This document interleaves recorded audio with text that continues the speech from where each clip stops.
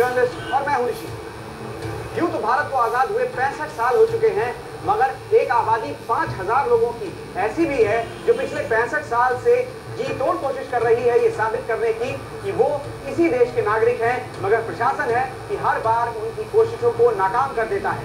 आइए आपको दिखाते हैं डॉक्टर जितेंद्र चतुर्वेदी की ये रिपोर्ट। मैं हूं जितेंद्र चतुर्वेदी।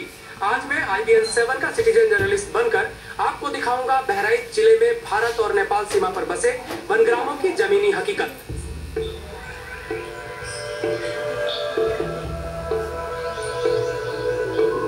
घने जंगलों के बीच बसे इन 8 गांवों को वन ग्राम के नाम से जाना जाता है।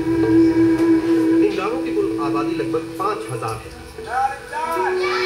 इन गांव वालों के बारे में कहा जाता है इन्हें अंग्रेजों ने यहाँ बसाया था।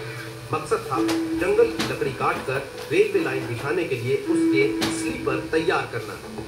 सस्ती मजदूरी और बेगारी के लिए इनका इस्तेमाल किया गया और इन्हें यहीं बसा दिया गया। अंग्रेज तो इन वनवासियों का शोषण करते ही रहे, लेकिन अफसोस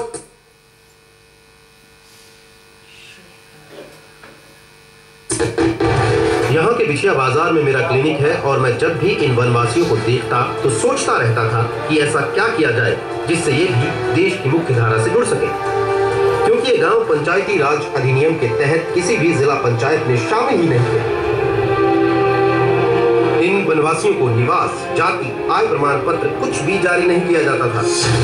हालत ये थी ये किसी बैंक में एक खाता तक नहीं खुलवा सकते थे, क्योंकि इनके पास किसी तरह का कोई प्रमाण पत्र ही नहीं था।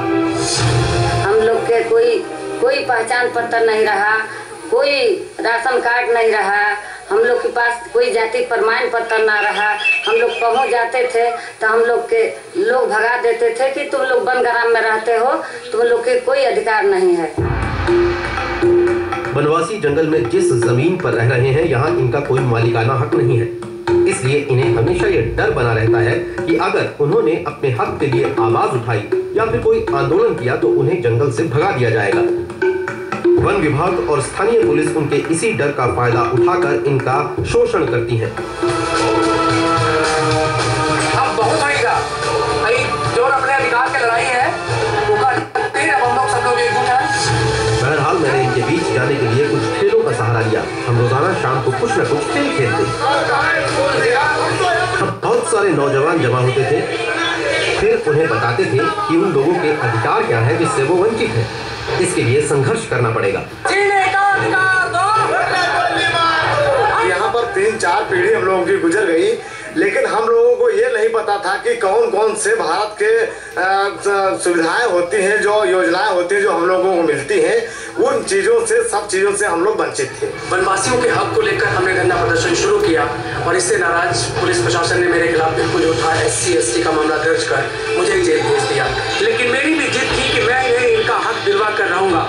मैंने एक संस्था developmental association for human advancement देहात का गठन कर इनके हकों के लिए जिले स्तर से लेकर राजधानी स्तर तक के प्रयास शुरू किए। इस आंदोलन में वनवासियों ने भी बढ़ चढ़कर हिस्सा लिया।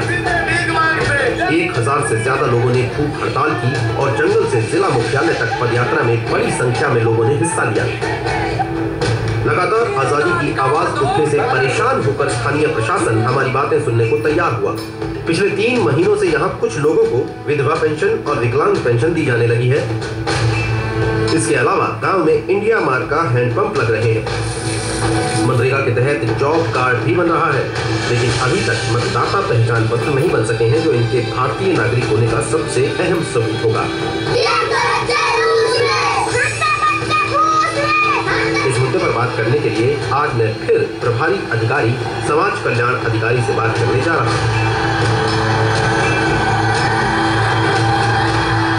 आज वन ग्रामों में चल रही वनाधिकार की प्रक्रिया की प्रगति के बारे में हम जानना चाहते हैं।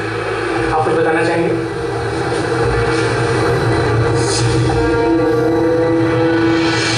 इस मामले में जब भी अधिकारियों से बात करने की कोशिश की जाती है वे चुप्पी साध लेते हैं। मुझे पता है कि यहाँ नागरिक अधिकारों की बहाली पूरी तरह आसान नहीं है, किंतु हम तब तक लड़ते रहेंगे जब तक कि ये गांव देश की मुख्य धारा में शामिल नहीं हो जाते। मैं Jitendra Chaturvedi, citizen journalist, IBN 7 Bahraich. यूं तो नदी जिंदगी देती है, मगर हम आपको आपको एक इलाके में लेकर चल रहे हैं जहां की नदी वहां के लोगों के लिए एक अभिशाप बन गई है।